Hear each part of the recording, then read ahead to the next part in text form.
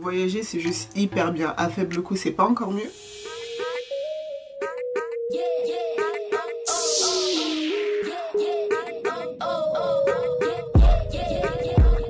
Salut à vous, j'espère que vous allez bien. Bienvenue sur Mademoiselle Enjoy Travel. Cette semaine, je vous donne des conseils pour voyager à faible coût. Alors si tu es nouveau ici, abonne-toi à ma chaîne en cliquant sur le bouton qui ressemble à celui-ci. Car ici, je vous donne des conseils pour partir vivre au Canada, mais aussi pour aller découvrir le monde. Ça va faire 2 ans et demi, 3 ans que je bouge pas mal. Et à force, j'utilise des méthodes qui me permettent de réduire les coûts de mes voyages tout en profitant de mon séjour. Le prix du billet peut avoir un énorme impact sur votre budget voyage. C'est pour ça que je vous conseille de le prendre en avance. Oui, je sais. Vous allez me dire c'est évident, t'as pas inventé l'eau chaude cocotte, mais bon, c'est un conseil comme un autre car certains sont encore surpris de voir le prix du billet pris une semaine, voire quelques temps avant leur voyage. Il y en a qui disent de regarder les mardis entre 1h et 4h du matin, mais bon, moi perso, j'ai vu aucune différence. Moi, je vous conseille de mettre votre navigation en mode privé. Comme ça, si t'es pas sûr de tes dates, ta recherche, elle sera pas sauvegardée et tu auras moins de chances de voir les prix du billet augmenter. Je vous conseille aussi de regarder sur les sites de comparateurs en ligne. Comme ça, vous avez un large choix d'horaires et de prix, du genre Skyscanner, Momondo, Mr Fly et Kayak, et j'en passe. Quand tu as trouvé un billet qui t'intéresse, n'hésite pas à aller sur le site de la compagnie. Le prix du billet pourrait être plus intéressant. Après, c'est pas souvent le cas. Je te donne un exemple. Moi, quand j'ai voulu prendre mon billet pour le Canada, sur Mr Fly, il était à 300 €. Sur le site de la compagnie, il était à 1200 €. Comment te dire que j'ai filé chez Mr Fly?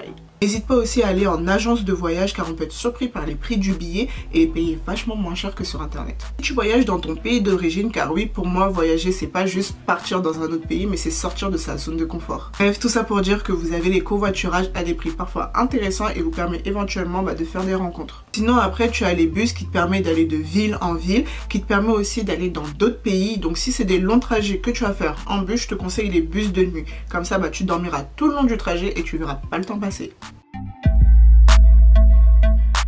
Selon les pays, c'est l'une des plus grosses dépenses lorsqu'on voyage. Dormir en auberge de jeunesse est l'option là moins chère. Après, ça dépend des villes où un Airbnb sera plus intéressant. Mais l'auberge de jeunesse vous permet de rencontrer des gens si ça te dérange pas de dormir avec des inconnus. Le Airbnb est la deuxième option pour avoir une chambre pas chère. Et si vous êtes plusieurs, vous pouvez prendre un bête d'appartement bien situé car la note au fait elle sera divisée par le nombre de personnes. Dans certains pays, le prix d'un hôtel te coûtera vachement rien et tu auras un superbe service. Comme par exemple en Asie du Sud où les prix des hôtels sont juste incroyables. Après, vous avez aussi l'application Couchsurfing. C'est une application qui vous permet d'aller dormir chez l'habitant gratuitement. Moi, personnellement, je ne l'ai jamais utilisé pour ça. Je l'ai plutôt utilisé pour rencontrer des gens, pour aller visiter la ville où j'étais, pour aller manger, pour aller boire un verre ou pour faire des activités ensemble. L'hébergement dépend vraiment de ce que vous voulez faire de votre voyage. Moi, personnellement, j'ai arrêté de vouloir me payer des hôtels de ouf, on va dire, parce que j'ai vu le peu de temps en fait que j'y passais. Maintenant, quand je veux prendre un hébergement, je regarde les bons commentaires, si ça n'a pas l'air insalubre, que le lit a l'air confortable et que le petit déjeuner est compris dans le forfait. Quand je voyage, je crois que c'est le seul truc sur lequel je regarde pas les prix. Et puis, on va pas se priver de manger. Manger locaux permet très souvent de faire des économies, mais surtout au fait de découvrir la gastronomie du pays. En tout cas, moi je vous conseille d'éviter tous les restaurants qui sont trop touristiques. Si vous n'avez pas envie tous les jours de manger dehors, prenez-vous une chambre qui vous permet d'avoir accès à une cuisine. Comme ça, vous allez préparer ce dont vous avez envie et ça vous fera aussi des économies.